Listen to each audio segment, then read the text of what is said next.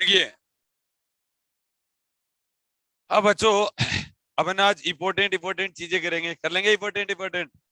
Centre of mass, centre of मास के कल सवाल कर लिए थे ना।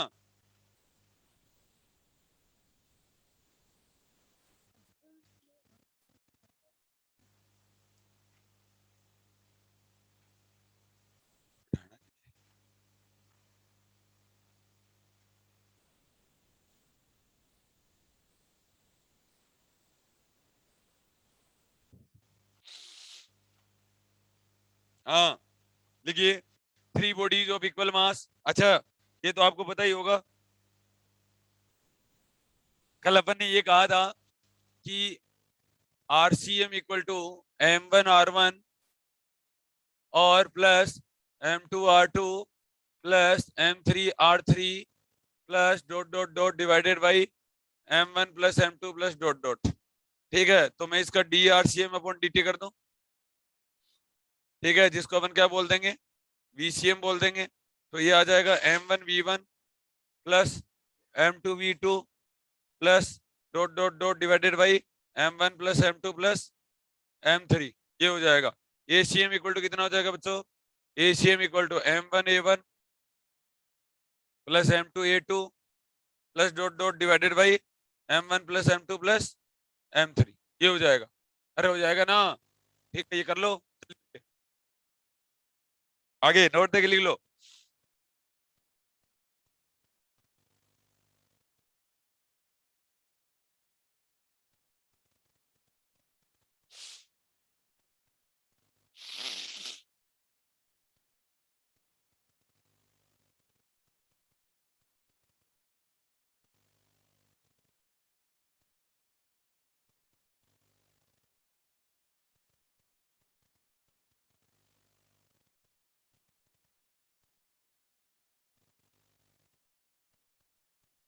चलें क्या?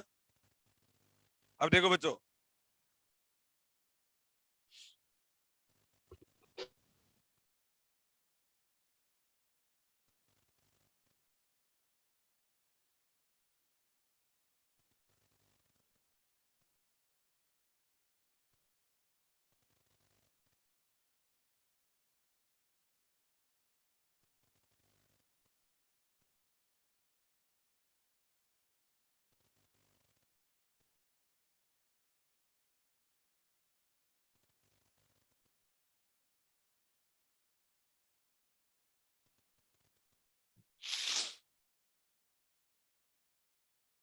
देखिए बच्चों, अब मैं ये सब क्यों कर पाया, मैंने इसलिए करवाया बच्चों कि मैं ये काम करना चाहता हूँ।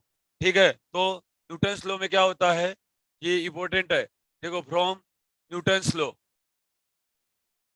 तो न्यूटन्स लॉ कब लगता है, जब एफ एक्सटर्नल इक्वल टू कितना हो, जीरो हो। ठीक है, तो एफ एक्सटर्नल का मतलब क्या हो गया M? ठीक है एम, इसका जीरो करूंगा, इसका मतलब क्या हो गया बच्चों, dVCM अपॉन dt इक्वल टू कितना हो जाएगा, जीरो हो जाएगा। इसका मतलब VCM इक्वल टू क्या हो जाएगा, कांस्टेंट ऑफ मोशन हो जाएगा। VCM इक्वल टू क्या हो जाएगा, कांस्टेंट ऑफ मोशन हो जाएगा। एक बात याद आ गई बीच में,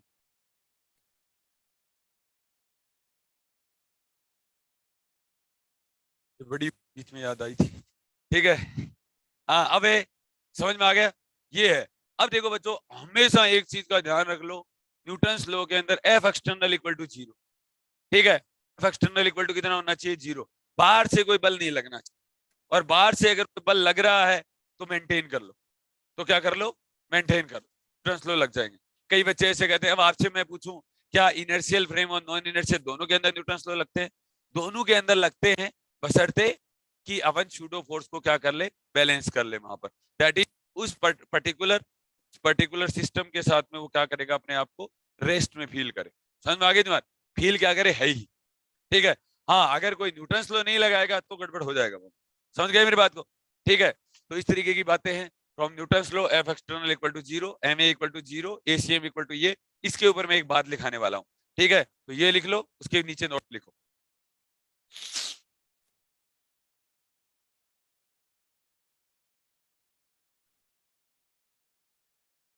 लिखो बच्चों, नोट देके लिखो। ये इंपॉर्टेंट है, कोई भी कोलिजन का सवाल आ जाएगा, ठीक है, इसके ऊपर जरूर सवाल पूछेगा बच्चों। According to Newton's law of motion, लिखो बच्चों, according to Newton's law of motion, according to Newton's law of motion, comma, if center of mass of an isolated system, if center of mass of an isolated system, center of mass of an isolated rest, then it remain at rest, then it remain at rest, then it remain at rest, or if it, or if it is, or if it is moving with uniform velocity, moving with uniform velocity, moving with uniform velocity, then it kept on moving, then it kept on moving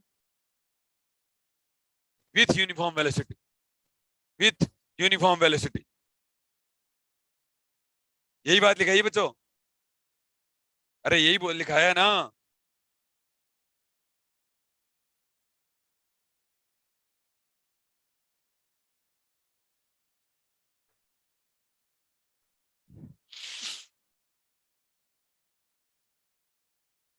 दूसरा point लिखिए, ये पहला point था, ठीक है, अरे ये इस बात को समझ गए ना, पढ़ लो चे, कह रहा है कि if centre of mass isolated system is rest, ठीक है, मतलब पड़ा है, मोशन नहीं है, ठीक है, then it remain at rest, और if it is moving with uniform velocity then kept on moving with uniform velocity, अगर वो यूनिफॉर्म वेलोसिटी से मूव कर रहा है तो मूव करेगा, अगर रेस्ट में तो वो क्या रहेगा, रेस्ट में रहेगा, जब तक कि उसके ऊपर कोई बाह्य बल ना लगाया जाए, ठीक है। तो दूसरा लिखिए, total force acting on A system, total force acting on a system, total force acting on a system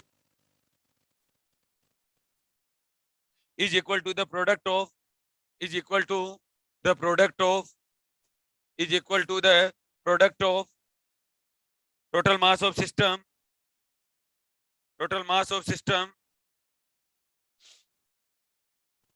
total mass of system, and acceleration of center of mass, and acceleration of center of mass.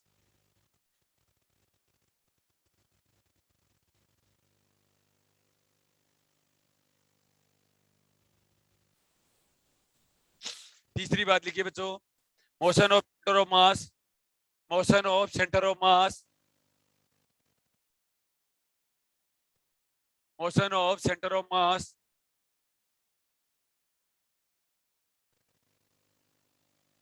is independent of internal forces, is independent of internal forces.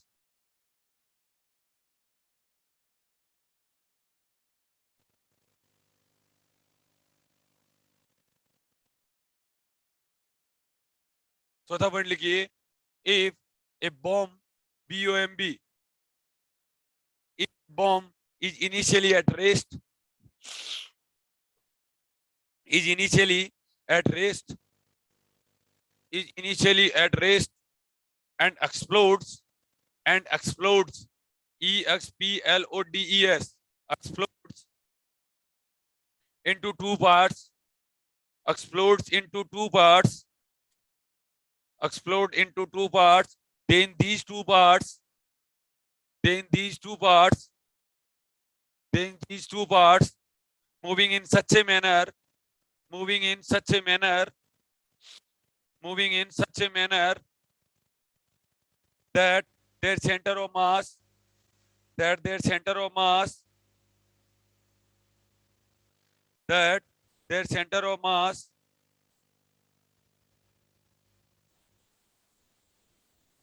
remain at its initial position.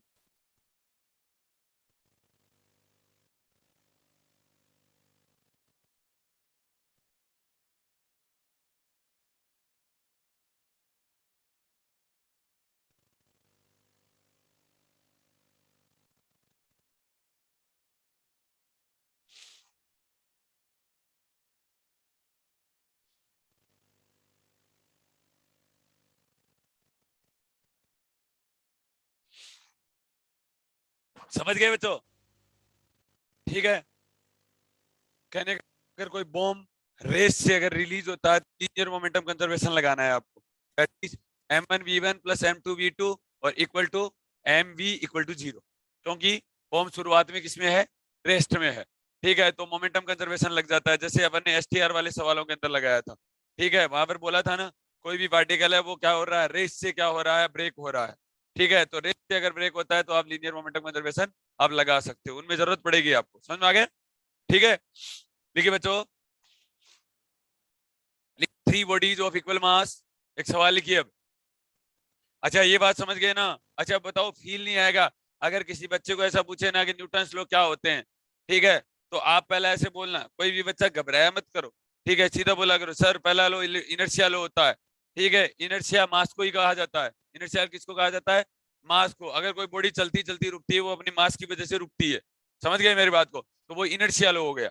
समझ में आ गया? कहने का मतलब जब तक उसके ऊपर कोई बाह्य बल नहीं लगाया जाएगा, ठीक है, तो रेस्ट में है तो रेस्ट में रहेगा, और मोशन में है तो मोशन में रहेगा। समझ में आ गया दिन बात? ठीक है, तो दूसरा एफ बराबर डीपी अपॉन डी टी, आप ऐसे समझा दिया करो। ठीक है, कि sir F external equal to, अच्छा देखो, एफ बराबर डीपी अपॉन डी टी ना होके F external equal to DP upon D T होता है। ठीक है, F external equal to DP upon D T, तो अगर आप एफ एक्सटर्नल को अगर आप जीरो करते हो, तभी ये वापस से क्या पहुंचेगा, न्यूटन फर्स्ट लॉ पे पहुंचेगा, अदरवाइज ये न्यूटन फर्स्ट लॉ पे नहीं पहुंचेगा। समझ में आ गया? तो एफ एक्सटर्नल इक्वल टू क्या होना चाहिए, जीरो होना चाहिए। That is change in momentum equal to कितना हो जाएगा, एफ एक्सटर्नल हो जाएगा। ठीक है, ये सेकंड लॉ है। तीसरा क्या हो जाएगा? ठीक है, एक्शन रिएक्शन हो जाएगा। एक्शन के अपोजिट क्या होता है, रिएक्शन होता है। बस ये बोलने होते हैं। समझ गए नहीं बात? इनर्शिया किसको बोला जाता है बच्चों, मास को, और मोमेंट ऑफ इनर्शिया किसको बोला जाता है, आई को बोला जाता है। ठीक है, दैट इज ये ट्रांसलेशन मोशन से रिलेटेड नंबर है, और ये किससे रिलेटेड है, रोटेशनल मोशन से रिलेटेड नंबर है। समझ में आ गया बात? ठीक है, किसी भी पार्टिकल की जो नेचुरल टेंडेंसी होती है, ठीक है, किसी भी पार्टिकल की जो नेचुरल टेंडेंसी होती है वो क्या होती है, लीनियर मोशन होती है। ठीक है, और ट्विस्ट करके जो मोशन बनाई जाती है वो क्या होती है, रोटेशनल मोशन होता है। बस इतना ही करना है। समझ में आ गया? बोल दोगे? ठीक है, अरे बोल दोगे ना? ठीक है, और बाकी सेंटर ऑफ मास समझ गए? सेंटर ऑफ मास क्या होता है? सेंटर ऑफ मास क्या होता है बच्चों?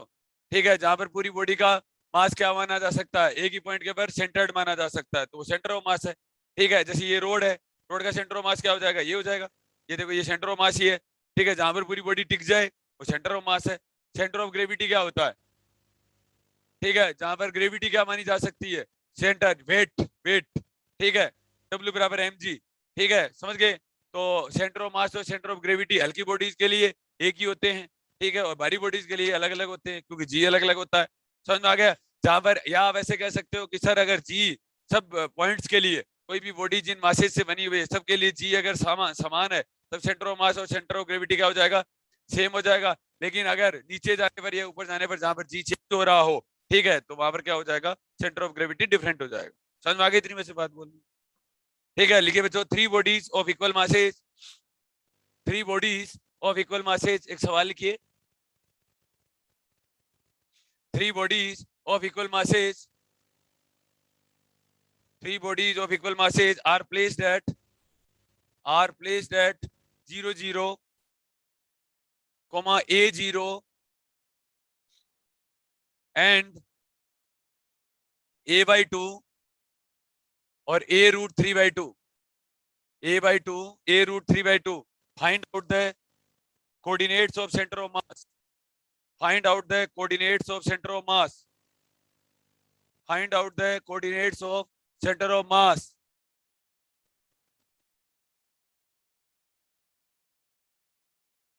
Find out the coordinates of center of mass. बच्चों, ये जो आपको कोऑर्डिनेट दिए हुए ना, ये किसके हैं? ये इक्विलेटरल ट्रायंगल के हैं। ये किसके हैं? इक्विलेटरल ट्रायंगल के हैं। देखो, इस तरीके के सवाल आएंगे बच्चों, आएंगे ना? अरे आएंगे ना?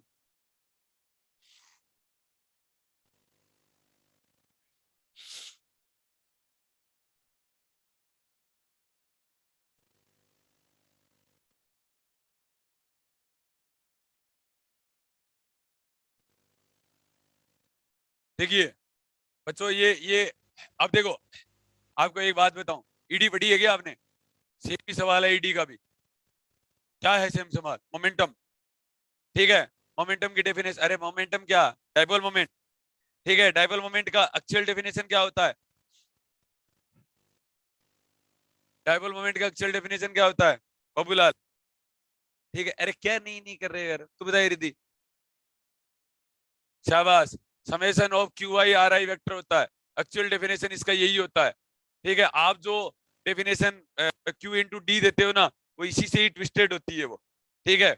समझ में आ गया, वो बाद में निकलती है, ठीक है। ये होता है नहीं पढ़ने के मजे, ठीक है, पढ़ो, ठीक है। समेशन ऑफ क्यू आई, बच्चों यही काम यहाँ पर करेंगे, यही काम यहाँ पर करेंगे, एक ही बात है दोनों, ठीक है। देखो मैंने क्या मान लिया, मुझे नहीं पता सेंटर ऑफ मास कहाँ पर है कहाँ पर नहीं है, मुझे नहीं पता इस बात का, ठीक है। मैं तो कोऑर्डिनेट नोट कर लेता हूँ, इसके कोऑर्डिनेट मान लेता हूँ मैं 0 0, ठीक है। ओरिजिन मैंने ये माना, तभी ये a/2 और 0 हो सकता है। इस पॉइंट के कोऑर्डिनेट हो गए a/2 और 0, और इसके कोऑर्डिनेट मान लेता हूँ a और 0, ठीक है, क्योंकि ये अक्ष एक्सिस मान लेता हूँ, ये बच्चों अक्ष एक्सिस है, ये अक्ष एक्सिस है, और ये बच्चों क्या है, वाई एक्सिस है, ये अक्ष एक्सिस है, और ये क्या है, वाई एक्सिस है। समझ में आ गया, ठीक है, समझ में आ गया, ठीक है। ये एक्स एक्सिस है, ये वाई एक्सिस है। अब ये a/2 है, तो ये एंगल 60 डिग्री होता है, तो इसका मतलब पूरा क्या है, टेन थीटा, ठीक है। टेन 60 इक्वल टू क्या होता है, परपेंडिकुलर अपॉन बेस। परपेंडिकुलर अपने को निकालना है, बेस अपने को पता है, तो L इक्वल टू आ गया a/2 इंटू टेन 60, ठीक है। तो L equal to a/2 into ten 60 का मतलब क्या आया, sin 60 √3, यही है ना। ये देखो, ये इसका कोऑर्डिनेट आ गया, इसका मतलब इस पॉइंट के जो कोऑर्डिनेट है वो कितने हैं बच्चों, a/2 a√3 और बाई 2, ठीक है। a√3/2 ना, a√3/2 y का कोऑर्डिनेट और अक्ष का कोऑर्डिनेट a/2, ये सी पॉइंट मान लो, ये ए पॉइंट मान लो, ये बी पॉइंट मान लो। ये नेट का भी सवाल है ना, नेट का सवाल, अरे बोलो हाँ। टीआईएफ जो पेपर है ना, कम से कम रीड करो, 10 बार रीड करो, 5 बार सो, ठीक है। और लास्ट के 10 दिन तो टीआईएफआर के बुक पे ही आ जाना, और अभी से ही शुरुआत कर दो प्रिपरेशन। टीआईएफआर में होना होगा नहीं होगा वो एक अलग मुद्दा है, अपनी प्री प्रिपरेशन है जेम की, एक तरीके से नेट की ये प्री प्रिपरेशन है। सेम पेपर आएगा, जब ये पेपर होने लग जाए ना, तो जेम आपको फिसलता नजर आएगा। समझ में आई थी बात, ठीक है। तो देखो बच्चों, a/2 a√3/2 आ गया, आ गया। अब अगर मैं यही सवाल अगर डाइपोल मोमेंट का करता, ठीक है, तो कैसे करता, वो एक अलग मुद्दा है, ठीक है। उसके लिए मुझे पहले देखना पड़ता कि समेशन ऑफ क्यू आई 0 है कि नहीं है, ठीक है। मोनोबॉल मोमेंट, मोनोबॉल मोमेंट 0 क्यों होना चाहिए, मोनोबॉल मोमेंट इक्वल टू 0 है, इसका मतलब क्या होता है कि मैं ओरिजिन कहीं पर भी मान सकता हूँ, मेरी इच्छा से मान सकता हूँ मैं, ठीक है। सपोज कीजिए समेशन ऑफ क्यू आई मेरा कितना आया, 0 आया, ठीक है। अगर कुछ कुछ बातें मैं बता दूंगा ना, तो आपका मन हल्का हो जाएगा, ठीक है, आप वीडियो पढ़ने में सक्षम रहोगे, ठीक है। तो summation of Q I equal to 0, ठीक है। अब ये बच्चों यही कह रहा है, ठीक है, कि पहले वाला, ये यहाँ पर अगर मैं कोई चार्ज रख देता हूँ, ठीक है, तो पहले वाली चार्ज की दूरी हो जाएगी 0, दूसरे वाले चार्ज की आ जाएगी, तीसरे वाले चार्ज की आ जाएगी, बस बात इतनी होती है, ठीक है। ये अपन बाद में कर लेंगे, अब सेंटर ऑफ मास करना है, ठीक है। तीनों पॉइंट के मेरे पास में कोऑर्डिनेट आ गए, तीनों पॉइंट के क्या आ गए, ये आ गए अक्ष अक्ष अक्ष, ये आ गया वाई वाई वाई, ठीक है। तो इसका मतलब हो गया, मेरा आ गया आरसीएम इक्वल टू अक्सीएम आई के और वाई सी एम जे के आ जाएगा। आरसीएम इक्वल टू कितना हो जाएगा बच्चों, अक्सीएम आई के, तो मेरे को अक्सीएम निकालना है, तो अक्सीएम इक्वल टू कितना हो जाएगा, अक्सीएम equal to m1 into x1 और प्लस m2 इंटू x2 और plus m3 into x3 divided by m1 plus m2 plus m3। सिर्फ क्या करो, m1 m2 m3 के मास रख दीजिए, और इनके पहला पहला पहला कोऑर्डिनेट रख दीजिए। अपन ने बोला कि तीनों बॉडीज के इक्वल मास है, यही बोला ना, ये एम मास, ये भी एम मास और ये भी एम मास, ठीक है। तो सेंटर ऑफ मास आ जाएगा, समझ में आ गया। अगली बात क्या कह रहा है, वाईसीएम कह रहा है, वाईसीएम भी यही हो जाएगा, m1 y1 लिख दो, m2 y2 लिख दो, m3 y3 लिख दो, divided by m1 plus m2 plus m3 हो जाएगा, ठीक है। समझ में आ गया, ये इसका क्या आ जाएगा, सेंटर ऑफ मास आ जाएगा, ठीक है, जो कि कहां पर आएगा, सेंट्रॉइड पे आएगा, ठीक है, केंद्रक पे आएगा। समझ में आ गया इतनी बात, ठीक है। इसका मतलब क्या हुआ, इसका मतलब ये हुआ कि तीन अगर पार्टिकल हैं, तो तीन पार्टिकल की भी सिमेट्री हो सकती है, तीन पार्टिकल की भी क्या होती है, सिमेट्री होती है, क्योंकि सेंटर ऑफ मास वहीं आएगा, ठीक है, सेंटर ऑफ मास है वहीं आएगा जहां पर सिमिट्री है चारों तरफ से। समझ में आ गई तुम्हारे? ठीक है, वो सबको बैलेंस कर लेता है। समझ में आ गई तुम्हारे? ठीक है, तो ये इसका क्या कहलाएगा? सेंटर ऑफ मास कहलाएगा, जो भी आएगा। ये तो कर लोगे? ठीक है, एक बात। अब दूसरी बात ये है, दूसरी बात ये है, जैसे ये सवाल है आपका, ठीक है, और मुझे क्या करना है, सपोज करो इसका डाइपोल मोमेंट निकालना है। ठीक है, सपोज करो क्या निकालना है? डाइपोल मोमेंट निकालना है। मैं ऐसे कह देता हूं, मैं ऐसे कह देता हूं कि यहाँ पर सपोज करो 2q चार्ज है। ठीक है, -2q है। यहाँ पर कितना है? +q है। और यहाँ पर भी कितना है? +q है। ठीक है, तो डाइपोल मोमेंट निकालो।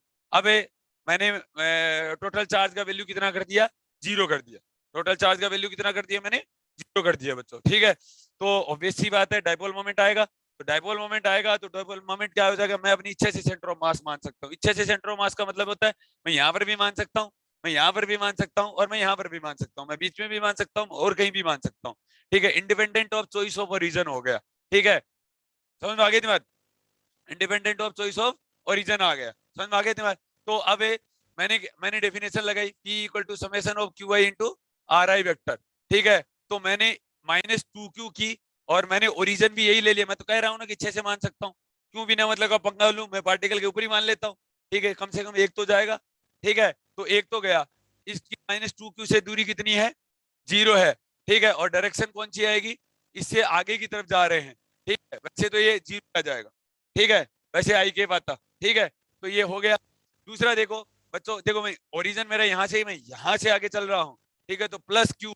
ठीक है, और दूरी कितनी है मेरी? a। आई के देखो वेक्टर आएगा बच्चों, क्या आएगा? वेक्टर आएगा।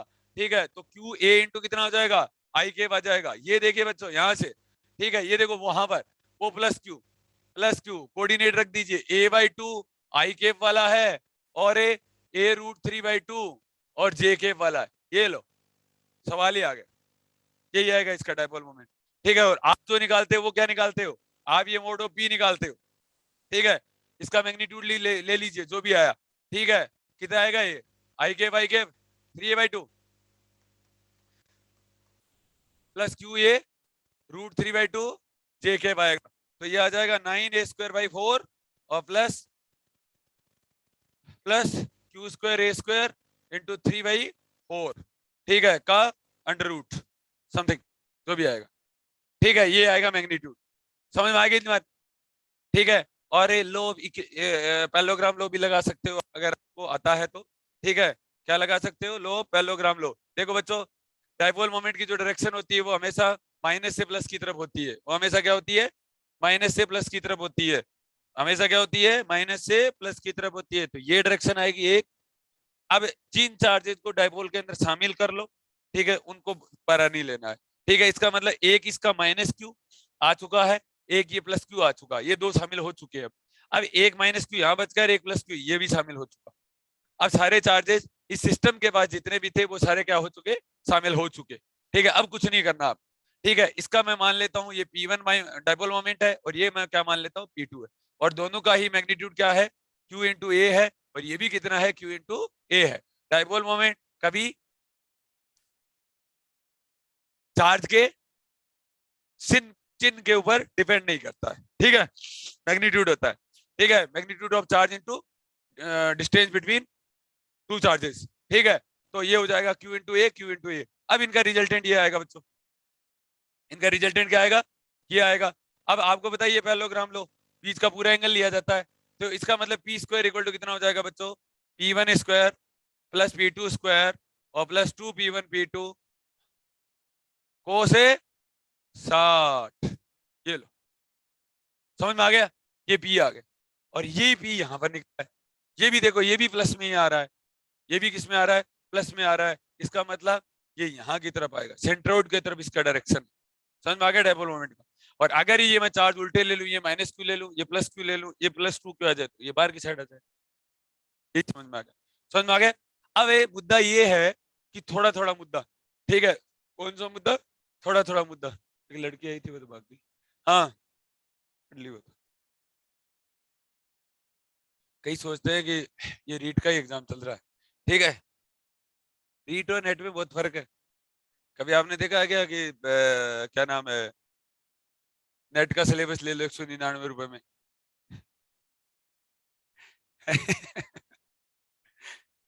मोहित भाई तू मुस्कुरा क्यों नहीं रहा? मुस्कुरा सकता है, ऐसी कोई बात नहीं, बस तो मैं फ्लो में आ गया था। ठीक है, हाँ कोई ऐसे तुम्हारे प्रति मेरा कोई वो नहीं है, लेकिन बच्चों को हमेशा कहना मानना चाहिए। ठीक है, और ये देखिए बच्चों, देखिए हो गया सवाल, हो गया ना? क्या करना था? अच्छा ये लो, पूरा कर दिया ना मैंने वैसे तो। तुम कहाँ से करोगे? तुम ये पहले डायग्राम बनाओ। ठीक है, चार्ज दूसरे सेपरेट पोर्शन में लगाना। ठीक है, एक तरफ बिना चार्ज के करो, ये मास मास रखो, सेंटर ऑफ मास का करो, फिर वही सेम डायग्राम बनाओ, चार्ज का करो, डायपोल मोमेंट भी निकालो। ये सवाल बच्चों नेट में आया हुआ है। हो गया? सब बच्चों ने कर लिया सही तरीके से? इधर नहीं किया गया? ये और करो बच्चों।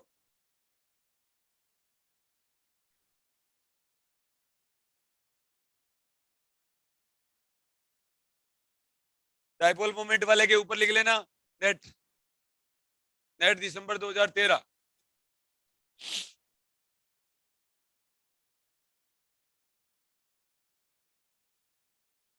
हो गया बच्चों?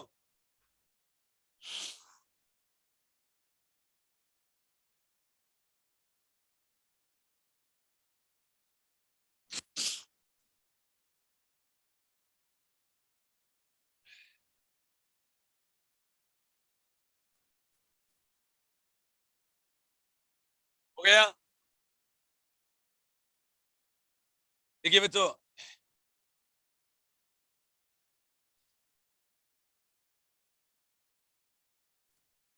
चलें अब एक वेरी करने वाला सवाल करवा देते हैं, कुछ कुछ चीजें तो समझे होंगे ना? ठीक है,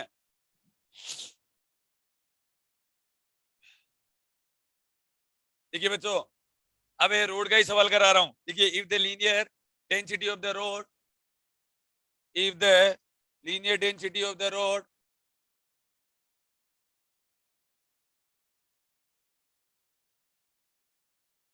if the linear density of the road of length capital L, of length capital L varies as lambda equal to a plus bx, lambda equal to a plus bx, compute its center of mass, compute its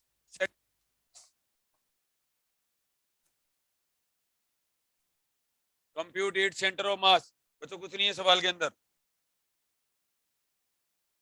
देखिए सवाल के अंदर कुछ नहीं है ना?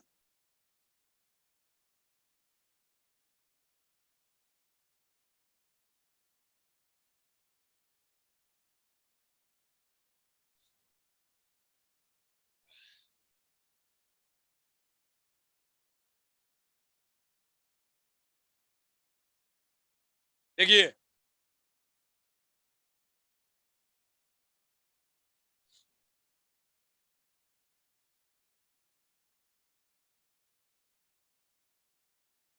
देखिए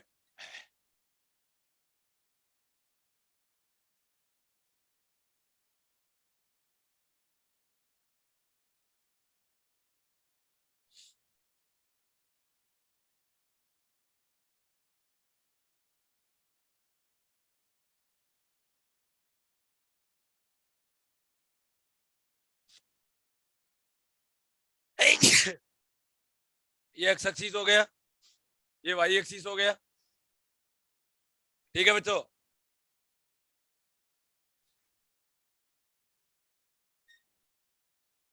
ये ओरिजिन हो गया, डी एक्स हो गया। आपको तो पता ही है बच्चों, lambda equal to M by L होता है। ठीक है, D M equal to lambda into D X, लेकिन अब की बार लेमडा वेरी कर रहा है। लेमडा क्या कर रहा है? बॉडी सिमेट्रिकल होती है, उसी एक्सिस के अबाउट सेंटर ऑफ मास आएगा 1 अपॉन, ये देखो अब की बार डीएम की जगह वैल्यू पुट कर देना, 0 to L तक इंटीग्रेट कर देना, और लेमडा की जगह भी वैल्यू पुट कर देना अब की बार, और डीएम और ये 0 to L इंटीग्रेट कर देना, क्योंकि लेमडा आपकी बार क्या कर रहा है, वेरी कर रहा है, पहली बार की तरह नहीं है। Lambda equal to a plus B X है, ठीक है, इसलिए वेरी भी करेगा तो आंसर अलग आएगा। समझ में आ गया? तो बस कुछ नहीं करना, उन्हीं सवालों के अंदर क्या करना है, इंटीग्रेशन के अंदर ले लेना चीजों को, उन्हीं सवालों के अंदर क्या ले लेना, इंटीग्रेशन के अंदर ले लेना चीजों को, बस हो गया सवाल। ठीक है, करो बच्चों जल्दी से। ठीक है, आंसर आएगा capital L 3a plus 2bl divided by 3 और 2a और प्लस bl, ये आएगा।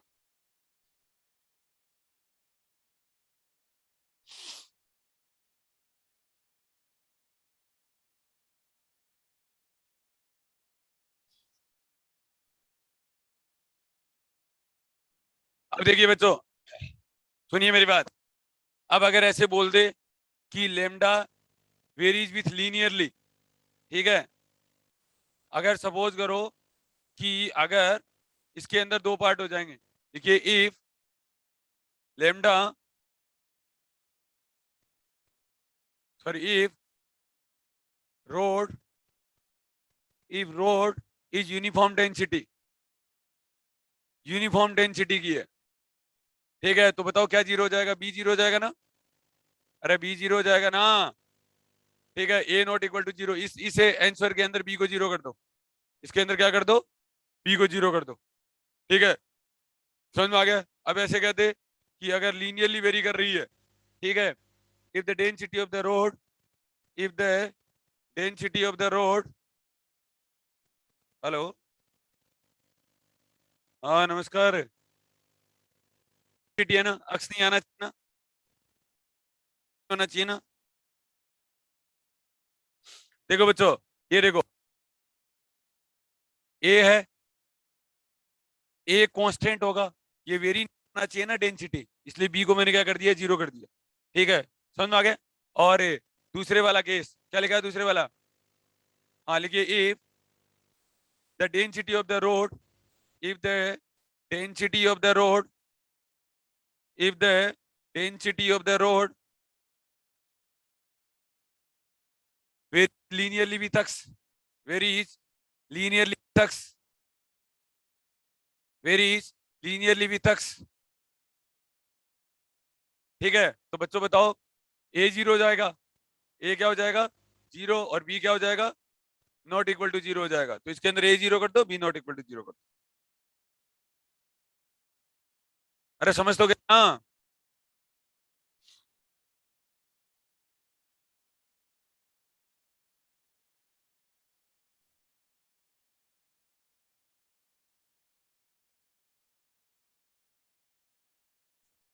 चलें क्या?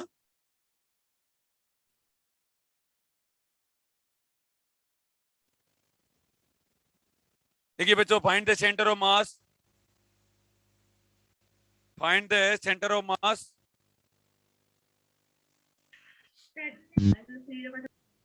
Find the centre of mass of a uniform radius small a, of a uniform disk of radius small a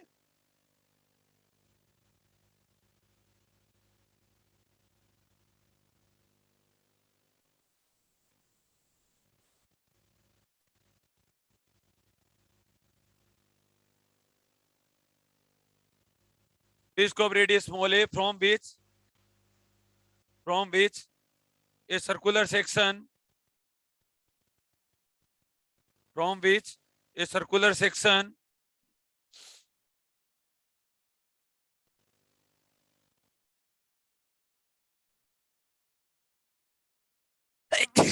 of radius small b,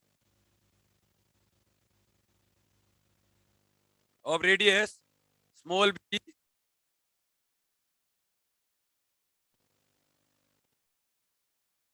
of radius small b has been removed, has been removed, has been removed, full stop. The center of the hole is, the center of the hole is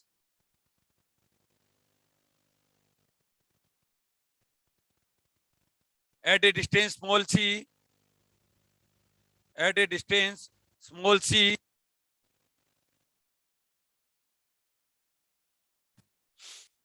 from the center of the disk, from the center of the disk,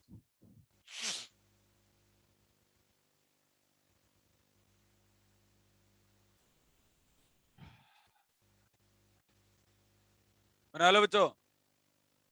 देखिए कुछ नहीं करना है सवाल के अंदर, आप ये देख सकते हो कि मैंने एक्स एक्सिस पे ये क्या किया है, जो डिस्क को स्कॉप किया है, ठीक है, उसको बाहर निकाला एक्स एक्सिस हो, तो ऑब्वियस सी बात है centre of mass x axis पे ही खिसकेगा, ठीक है, ज्यादा मास की तरफ खिसकेगा तो इसका मतलब इधर साइड खिसकेगा।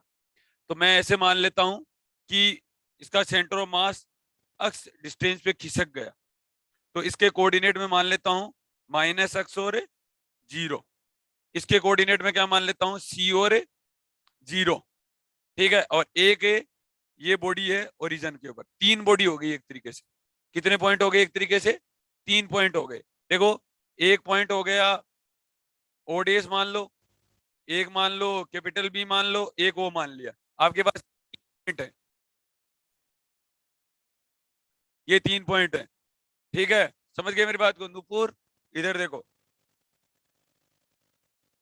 अब ये पॉइंट है, वो वही बात आपकी बात से, कौन सी वाली बात आपने अभी तो किया था, m1x1 m2x2 m3x3 divided by m1 plus m2 plus m3 और xcm इक्वल टू जो भी है, ठीक है, तो इस पॉइंट के कोऑर्डिनेट है माइनस एक्स और जीरो, ठीक है, ये हो गए जीरो और जीरो, ठीक है, और ये हो गए सी और जीरो, ठीक है, ये मैं मान लेता हूँ एम मास की बॉडी, ये मैं मान लेता हूँ कैपिटल एम, इसके ऊपर तो पूरा मास ही है, कैपिटल एम है, और ये कितनी मान लेता हूँ m2 मास की मान लेता हूँ, यही तो है, ठीक है, समझ में आ गया दिन बाद, पहले इस बॉडी का सेंटर ऑफ मास यही तो था, ओरिजिन ही था जब मैं स्कोप नहीं किया था, ठीक है, समझ में आ गया दिन बाद, यहाँ पर अब ऑब्वियस सी बात है m1 है, जब बॉडी बच जाएगी वो है, m1 मास क्या हो जाएगा जब बाहर निकल के आ जाएगा ना, तो ये रिमेनिंग बॉडी है, ये कैसी बॉडी है, रिमेनिंग बॉडी है ये, ठीक है, मतलब कट के बाहर आ जाएगी तब है इसका मास, ठीक है, तो कट के बाहर आएगी तब इसका मास ये है, तो मैं इसको m1 को क्या लिखूंगा, m1 इक्वल टू सिग्मा और पाई और कितना लिखूंगा ए स्क्वायर और माइनस बी स्क्वायर, बोलो हाँ, अरे sigma pi square minus B square है,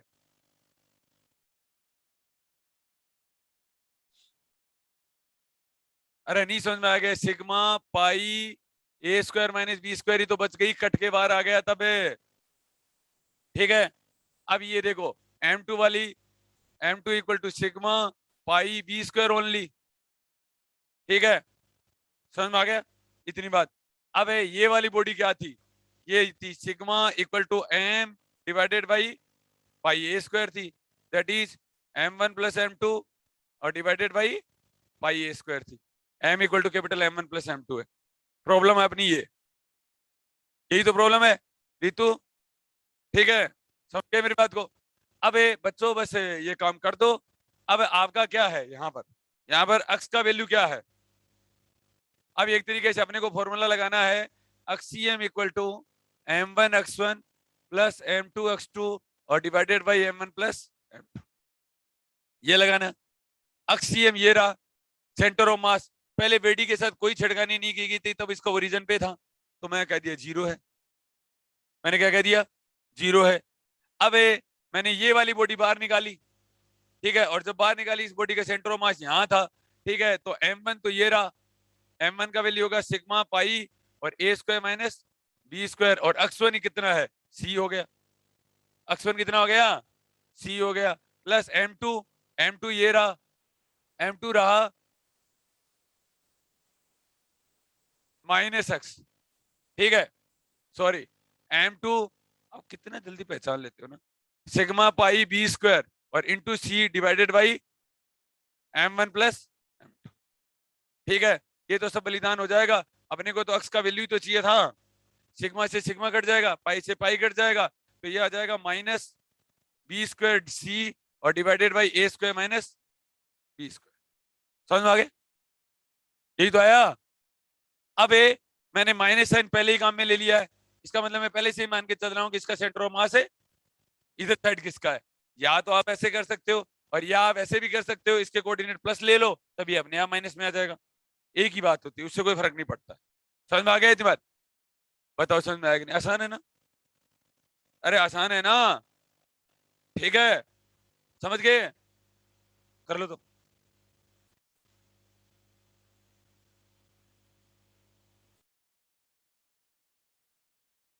चलिए मिटा दें। देखो ये प्रॉब्लम ऐसे हुई है, आप ऐसे भी कर सकते हो। देखिए ध्यान से सुनिए मेरी बात, इस प्रॉब्लम को मैं ऐसे मान लेता हूं, इक्वल टू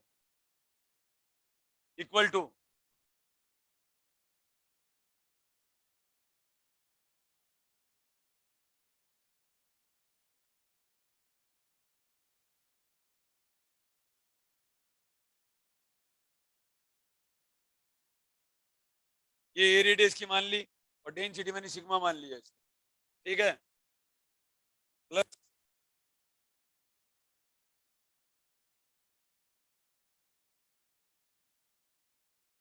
ये जो मैंने स्कोप आउट की है वो वाली बॉडी मान ली, ठीक है, ये बी मानी है, ठीक है, इसको मैंने कहा है M2 मास, इसको मैंने कहा है M1 मास, ठीक है, और इसको मैंने कहा है M1 मास, इसको मैंने कहा है कैपिटल M मास, और इसको कहा है M2 मास। ये प्रॉब्लम सही है जैसे ईडी में अपन सॉल्व करते हैं, वही चीज है। समझ में आ गया? एक तरीका तो ये भी है इसका। समझ में आ गया? ये भी बना लो इक्वल टू, आपको ज्यादा अच्छा समझ में जाएगा। ये M1 मास लिख लो इसके ऊपर, इसके ऊपर कैपिटल M लिख लो, और इसको कैपिटल M2 लिख लो, ठीक है, ज्यादा अच्छा समझ में आ जाएगा आपको। हाँ, अब कई बच्चे ऐसे कह रहे हैं कि डेंसिटी, इसको आप डेंसिटी सिग्मा कह सकते हो और इसको क्या कह सकते हो, माइनस सिग्मा कर दोगे, ठीक है, एक ही बात होती है, ये सिग्मा कह दो, ये माइनस सिग्मा कह दो, तो अपने आप बच जाएगा, ठीक है।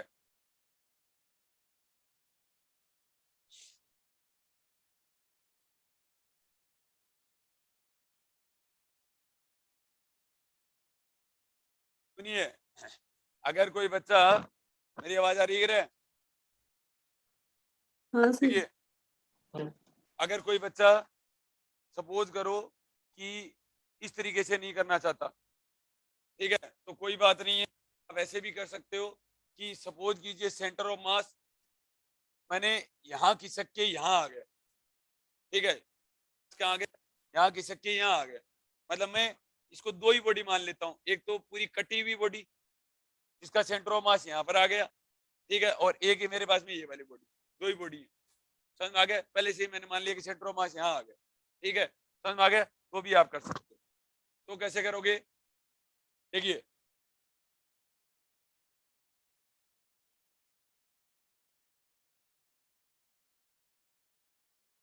ठीक है,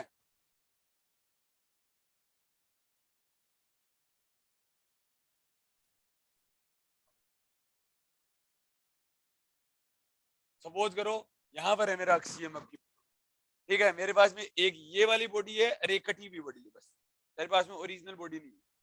समझ आ गया? उससे भी कोई फर्क नहीं पड़ता है। देखो बच्चों, अक्सियम इक्वल टू M1 x1 और प्लस M2 x2 और divided by M1 plus M2, ठीक है। अब मेरे पास में अक्सियम मैंने कह दिया सेंटर ऑफ मास यहाँ पर है, सेंटर ऑफ मास के कोऑर्डिनेट क्या है, माइनस एक्स और जीरो है, ठीक है, तो मैंने इसका लिख दिया माइनस एक्स है इसका कोऑर्डिनेट। समझ में आ गया? अब ये जो, अब मैंने कहा ये ओरिजिन था और एक बॉडी यहीं आ गई, इसके ऊपर ही मैंने क्या कर दिया, शिफ्ट कर दिया, ठीक है, तो वो वाली बॉडी M1 मास वाली जो बॉडी होगी वो डिस्टेंस कितनी लेगी, जीरो ले लेगी। अरे कितनी ले लेगी, जीरो ले लेगी, ठीक है। अरे ओरिजिनल बॉडी पहले यहाँ थी और मैंने कहा यहाँ यहीं खिसक के आ गई, ठीक है, समझ में आ गया? तो वो कितनी ले लेगी, डिस्टेंस जीरो ले लेगी। अब एक M2 बॉडी बची, ठीक है, समझ में आ गया दिन बाद? तो एक M1 बॉडी होगी और एक कितनी होगी, M2 बॉडी होगी। अब M2 कटी हुई बॉडी है, ठीक है, M2 क्या है, कटी हुई बॉडी है, तो उसका सेंटर ऑफ मास क्या लिखोगे, माइनस की क्या जरूरत है,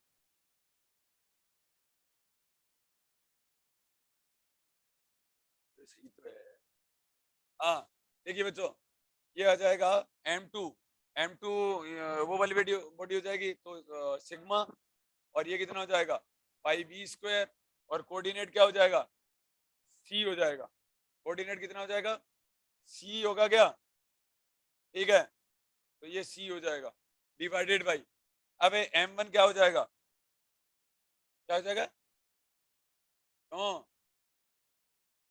देखिए सुनो, ले तो ओरिजिन से ही रहे ना, तभी तो माइनस एक्स लिखा है। रेफरेंस फ्रेम तो ओरिजिन ही ले रहे हैं ना, अरे रेफरेंस फ्रेम तो ओरिजिन ही ले रहे हैं ना, ठीक है। तो sigma pi B square into C, अब m1 सिग्मा और पाई और इंटू कितना बोलोगे, m1 है A square minus B square, ठीक है।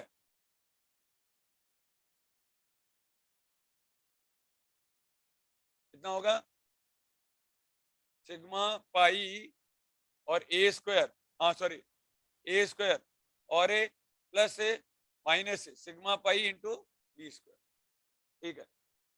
समझ गए मेरी बात को, ऐसे करना है, समझ तो गए क्या, समझ गए हम तो। हाँ देखो मैं ऐसे कह रहा हूँ कि कोई बच्चा ऐसे करना चाहता है, बच्चे तो वो ठीक है ज्यादा, ठीक है एक बार, लेकिन समझना तो ये भी पड़ेगा, ठीक है। मैं कह रहा हूँ कि ये थी पूरी की पूरी बॉडी यही है, समझ गए मेरी बात को। बॉडी का सेंटर मास यहाँ खिसक गया, ठीक है, पूरी की पूरी बॉडी मैं यहाँ उठा के ले आया, ले आया, समझ गए मेरी बात को। अब ये बात तो वही है, अब यहाँ पर क्या काम में ले रहा हूं मैं, यहाँ पर मैं दो ही बॉडी मान रहा हूँ, एक m1 की मान रहा हूँ, m1 equal to sigma pi A square मान रहा हूँ शुरुआत वाली, और m2 इक्वल टू कितना मान रहा हूँ, sigma pi into B square मान रहा हूँ, बॉडी मान रहा हूँ। समझ में आ गया, कटी हुई बॉडी का सेंटर ऑफ मास अपने आप ही आ जाएगा, मैं कोई कटी हुई बॉडी नहीं मान रहा, मैं रिजल्टेंट, मैं तो कह रहा हूँ कि कितना खिसकेगा, तो सीधा कर सकता हूँ कि खिसका कितना, सेंटर ऑफ मास कहां पर आ गया, माइनस एक्स पे आ गया, समझ में आ गया दिमाग। तो ये कितना है मेरा m1 जो बॉडी है, पहले इसका सेंटर ऑफ मास यहाँ आ गया, अब समझ में आ गया दिमाग, तो मैंने ये मान लिया, ठीक है, तो ये आ गया। अब ये बी स्क्वायर है ही, sigma pi into B square, और ये m1 हो ही जाएगा और ये m2 हो ही जाएगा, ठीक है। m2 के ऊपर मैंने नेगेटिव लिख दिया, ठीक है, समझ में आ गया। बची हुई बॉडी का सेंटर ऑफ मास यहाँ आ गया, ये भी एक है, तो ये भी सही है, इससे भी कोई दिक्कत नहीं है, नहीं समझे क्या, ठीक है, कोई थोड़ा फील करो, समझ में आएगा, समझ में आ गया, ठीक है। मेरे कहने का मतलब ये हुआ कि पहले ये बॉडी थी आपके पास में, समझ में आ गया इतनी बात, ये पहले ये बॉडी थी और ये कटी हुई बॉडी है, ठीक है, ये क्या है, बी रेडियस की बॉडी है, और ये इसका रिजल्टेंट है, ये इसका क्या है, रिजल्टेंट है। मैंने ये कहा इसका सेंटर ऑफ मास कहां पर है, ये m1 मास की बॉडी है, इसका सेंटर ऑफ मास ओरिजिन पे, ठीक है, और इसका कहां पर है, ओरिजिन से कितनी दूरी पर है, सी और जीरो पे है, रिजल्टेंट अपने आप आ जाएगा, रिजल्टेंट क्या पर आ जाएगा, अपने आप आ जाएगा। इसका जो बॉडी का जो सेंटर ऑफ मास ओरिजिन से यहाँ पर माना है, इसका जो इसके जो इस अब रिजल्टेंट इसका आएगा माइनस एक्स इंटू जीरो, इसके कोऑर्डिनेट हो गए माइनस एक्स इंटू जीरो, तो ये लिख दिया माइनस एक्स इंटू जीरो, ठीक है। ये m1 वाला लिख दिया, ये m2 वाला लिख दिया, और ये रिजल्टेंट है, रिजल्टेंट अब की बार अपने आप आ जाएगा, अब की बार मैंने ऐसे किया है, समझ रहे हो, अरे समझ रहे हो क्या, अब की बार मैंने ऐसे किया है, ठीक है। ऐसा भी कर सकते हो, वैसे भी कर सकते हो, दोनों एक ही बात होती है, वो तो समझने के तरीके हैं बस, समझ में आ गया, ठीक है। कोई दिक्कत है यहाँ तक, नुपुर, क्या नुपुर ने ऐसे सोच लिया होगा कि वो आ गया ना, क्यों इसके साथ माथापड़ी करें, ऐसे भी समझ सकते हैं, नहीं, आपको चारों तरीके से सवाल समझना ही पड़ेगा, मैंने वही बात बोला ना, ठीक है, आपको हर तरीके से समझना पड़ेगा, दिमाग में तो चीजें वही बैठेगी ना, थोड़ी देर बाद में मैं प्लेटें खिसकाने वाला हूँ इधर उधर, ठीक है, तब आपको कभी ये लगेगा कभी वो लगेगा, और ये सब किसके लिए है, डिस्क्रीट के लिए है, ये सब किसके लिए है, डिस्क्रीट के लिए है, समझ गए मेरी बात, कर लो बच्चों, ये भी कर लो, ये भी बुरा नहीं है।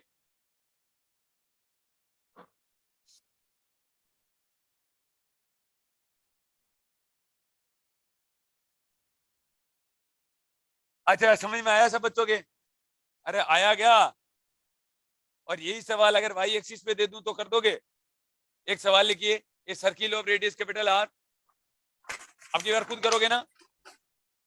अच्छा आपकी नेक्स्ट क्लास 4 बजे आज उधर, ठीक है बच्चों, a circle of radius R, a circle of radius R, a circle of radius R is cut from a uniform, is cut from a uniform is cut from a uniform thin sheet of metal, thin sheet of metal, metal, thin sheet of metal,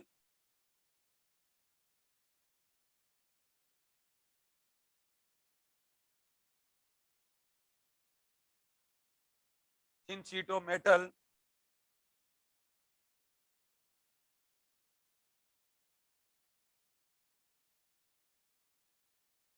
thin sheet of metal, full stop. A circular hole of radius capital R, a circular hole of radius capital R, a circular hole of radius capital R,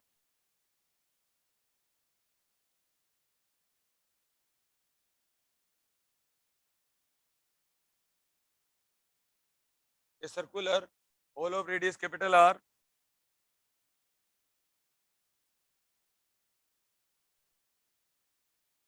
capital R by 2 is now cut out of the circle, is now cut out of the circle, is now cut out of the circle,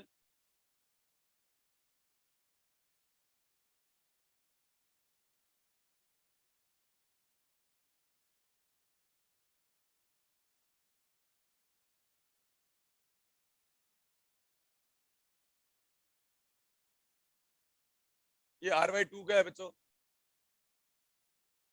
और ये capital R radius का है, cut out of the circle comma with the hole tangent to the rim, with the hole tangent to the rim, मतलब ऊपर ऊपर touch होना चाहिए.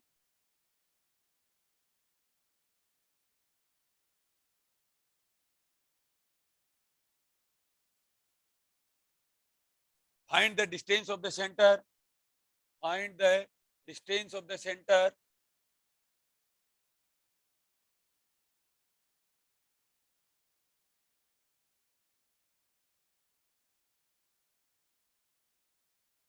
ऐसे, अभी तो होगा ना R by 2,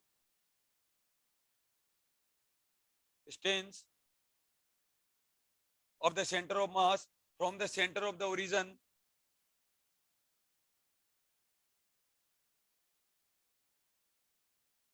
uncut UNCUT, uncut circle of the center to the center of mass, uncut circle to the center of mass. बच्चों ये एक्स एक्सिस दे रखा है और ये आपका वाई एक्सिस दे रखा है. अब की बार कहने का मतलब वही सेम सवाल है, ठीक है. आपको क्या करना है, आपको क्या करना है, ठीक है, वाई एक्सिस और एक्स एक्सिस पे, ठीक है. इसका मतलब खिसकेगा तो क्या खिसकेगा, centre of mass Y axis पे खिसकेगा, बस और कोई मुद्दा नहीं है. आंसर लिख दो बच्चों, 0 और -r/6. आंसर लिख लीजिए, 0 और -r/6.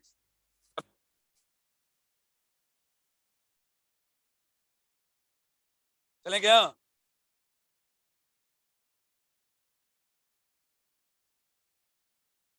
देखिए एक सवाल और लिख लो बच्चों, कर लिया क्या, कर लोगे ना?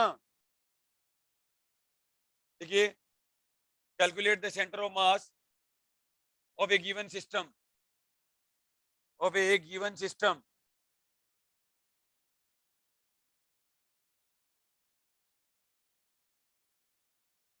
सबका निकालना है बच्चों.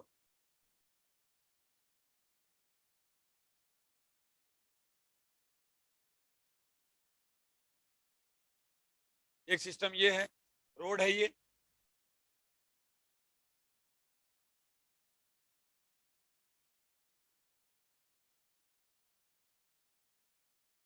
एक्स एक्सिस हो गया, ये वाई एक्सिस हो गया बच्चों, ठीक है. ये भी एल लेंथ की है, ठीक है, और ये भी एल लेंथ की है, ये भी एल लेंथ की है, ठीक है. समझ गए मेरी बात को? ठीक है. इसका सेंटर ऑफ मास निकालना है, निकाल लोगे क्या? कैसे निकालोगे, कैसे निकालोगे बच्चों? ये भी एम मास की है और ये भी एम मास की है, कैसे निकालोगे? सेंटर ऑफ मास, ठीक है. वैसे आएगा आरसीएम इक्वल टू, आरसीएम भी लिख सकते हो वैसे तो, ठीक है, और एक साथ भी कर सकते हो, एक साथ भी क्या कर सकते हो, मेजरमेंट एक साथ करोगे तो कैसे करोगे, बोलो रे? क्या कह रहे हो? हाँ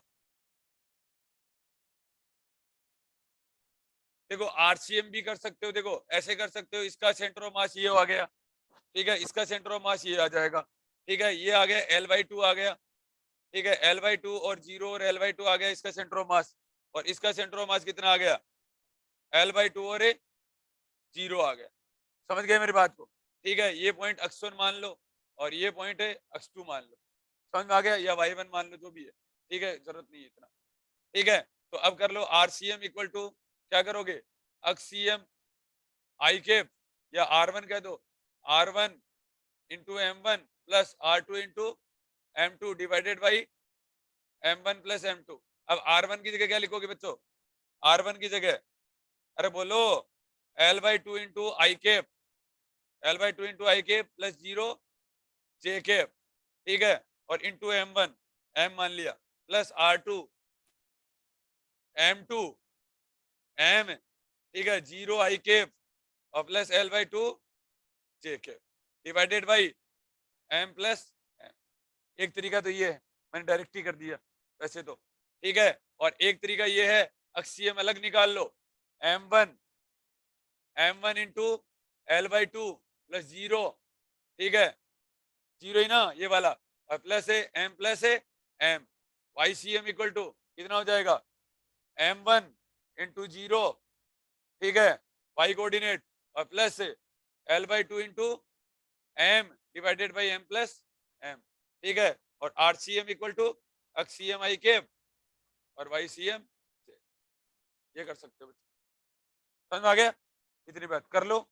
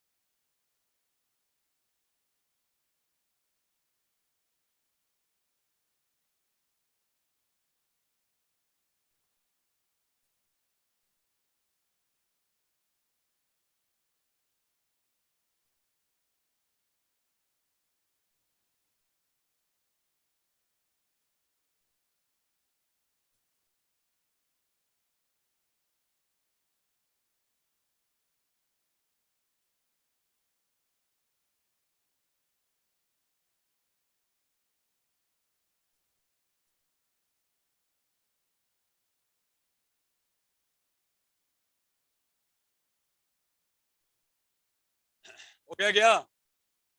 अरे समझ में भी आ गया? चलो ठीक है, और कोई शेप दूं तो कर लोगे? कैसे करोगे? टेडी दे दूं तो, और टेडी कर देंगे? हाँ,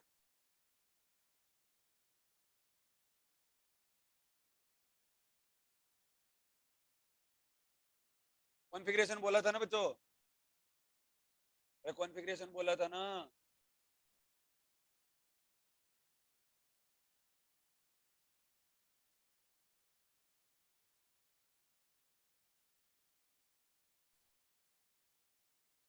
ये माइनस वाई एक्सिस हो गया और ये एक्स एक्सिस हो गया, ये ओरिजिन हो गया, कर लोगे? ठीक है, ये बराबर है भाई एल लेंथ एक्स एक्सिस में कोई बताएगा क्या? जीरो हो जाएगा क्योंकि एक्स एक्सिस के बाद तो सिमेट्रिकल है। ठीक है, वाई एक्सिस में आएगा ओनली। अरे बोलो, दीदी तो बोल ही नहीं रही। ठीक है, हाँ करना बच्चों। वैसे तो मैं तुम्हें होशियार मानता हूँ ना, बहुत ही।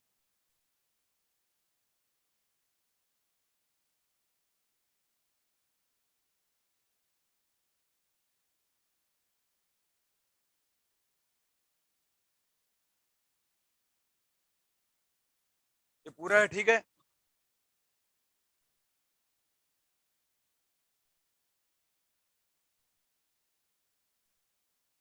ये दोनों रोड के बीच एंगल थीटा है बच्चों। कैसे करोगे? कंपोनेंट आ जाएंगे, ये क्या आ जाएगा L by two cos theta, और इधर भी कितना आ जाएगा L by two sine theta आ जाएगा। एक एक कंपोनेंट, एक पूरा है एल बाई टू और जीरो। इसका मतलब ये हो गया कि यहाँ पर जो इसके ये कोऑर्डिनेट जो मानोगे ना, इसके कोऑर्डिनेट एक तो आएंगे एल बाई टू इस रोड का, तो और इसका कितना आएगा L by two cos theta, ये कोऑर्डिनेट आ जाएगा ना। ठीक है, और कोऑर्डिनेट कितना आएगा? क्या कर रहे हो? एक ही आएगा। ठीक है, L by two sine theta. ठीक है, और वो भी एक आएगा जीरो, ये आ जाएगा। कर लोगे? अरे कर लोगे क्या? अक्सियम करो तो ये कर लेना, और वाक्यम करो तो ये और ये हो गया, ये कर लेना। ठीक है, अरे कर लोगे ना? समझ में आ गया क्या? करना आया क्या? ठीक है, इतने इंटेलिजेंट बच्चे हो ना। ठीक है, एक और कर लो तो फिर, इतने इंटेलिजेंट हो तो फिर। चौथा कॉन्फ़िगरेशन, ये लो बच्चों।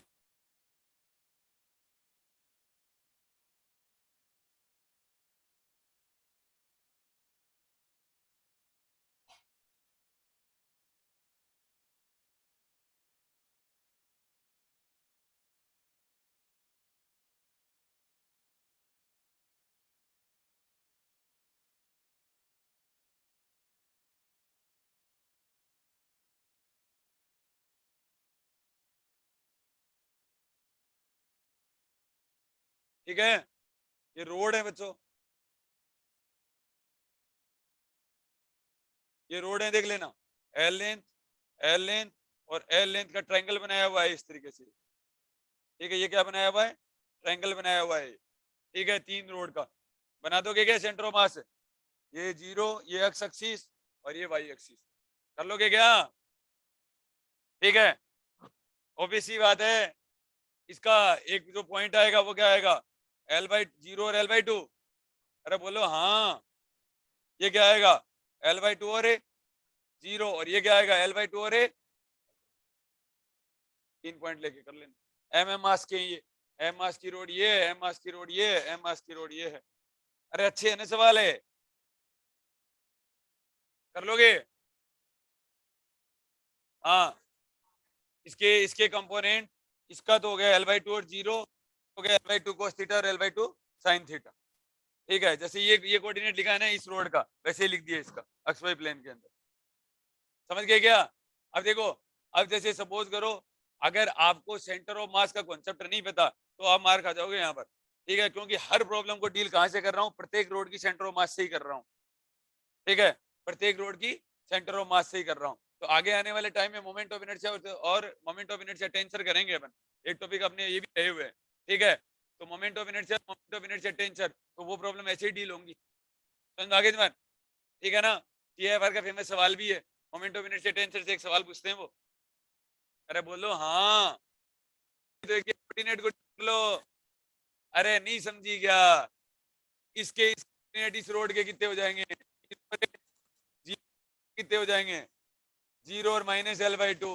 अक्स डील कर रहे हो तो अक्स तो सीधे दिख रहा है जीरो और जीरो, ये वाई वाला आएगा। ठीक है, और ये और ये ले लो इस केस के अंदर, पाई के अंदर ये और ये ले लो, और अदरवाइज वेक्टर फॉर्म में करना चाहते हो तो इसको लिख दो L/2 I कैप और 0 J कैप। एक साथ भी लिख सकते हो L/2 I cap, L/2 J cap. ये क्या लिख दोगे L/2 J कैप और 0 I कैप। ठीक है, तेरे को तो बचपन में ही आते थे।